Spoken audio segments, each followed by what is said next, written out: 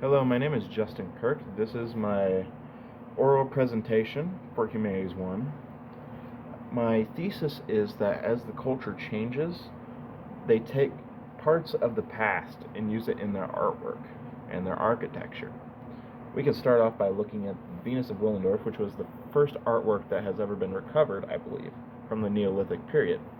This one was discovered in Austria, and as you can see, it was focused on having disproportional body parts that were focused on fertility because the women, this was for women to get pregnant, fertility.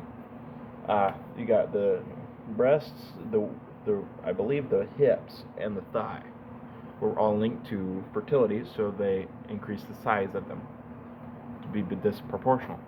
Next, you can see Sumeria. Sumerians were focused on having stand-ins for their king and queen. The stand-in was to be worshipped, and this is very important because this is where we get our actual sculptures that we see today from. And an exact replica, or not exact replica, a version of this can be seen in Egypt with Tutankhamun. Tutankhamun was supposed to have a poignant golden death mask, which is my citation, number 2. This Egyptian Tutankhamun was supposed to be godly. Godly was how he's supposed to look. This is very important because this allows us to see people in different ways later on. In Rome, this is very important because of them wanting to look down on other cultures, as I will show later. Next, we have the snake goddess, which is very closely reflected by the fertility goddess. The snake goddess was focused on having an open shirt to show the breasts, because this is still related to fertility. And the snakes. Snakes were important because they were pulled from the ground. And the reason this is pulled from the ground is for the Earth Mother. Earth Mother was important for fertility, because a mother would be very important to fertility. Next, we move to Greece. In Greece, we focused on the discus thrower. The discus thrower is very important because he is shown as a stand-in, but with motion.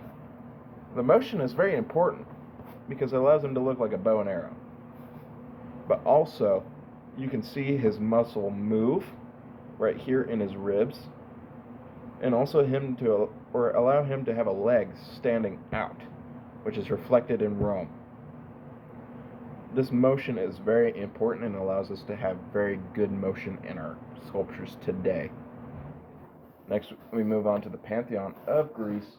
The Pantheon of Greece was important because it had freestanding columns, and it used optical illusions. Nothing was straight in the in the Pantheon. The Pantheon used 3 different measurements. They used the Corinthian, the Ionic, and the Doric. And they were able to do this, which is the first of its kind, by having a measurement stick. Well, it was a block that had all the measurements on it and allowed them to convert them.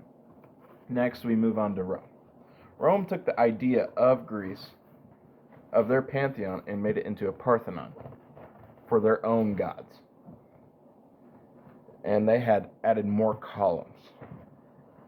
The reason they added more columns was to support the foundation, rather than having all of the house or all of the Parthenon on the ground, focusing on the foundation. They allowed for more columns, but it is almost a replica of the Pantheon, but in Rome's own style, through columns and different gods, you could say.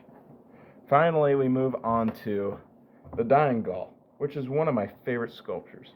It is a stand-in for a Gaul through war. And this is where you can see all the cultural artifacts take in focus here. You can see greatly the focus in the movement. The way his legs and arms are is something you can only get if you get the Greek sculptures. And you can also see how it's a stand-in for Gauls all in general, which would be a great reflection of Sumeria.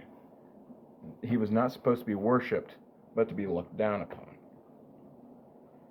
And I believe that is a great case for why this thesis is correct.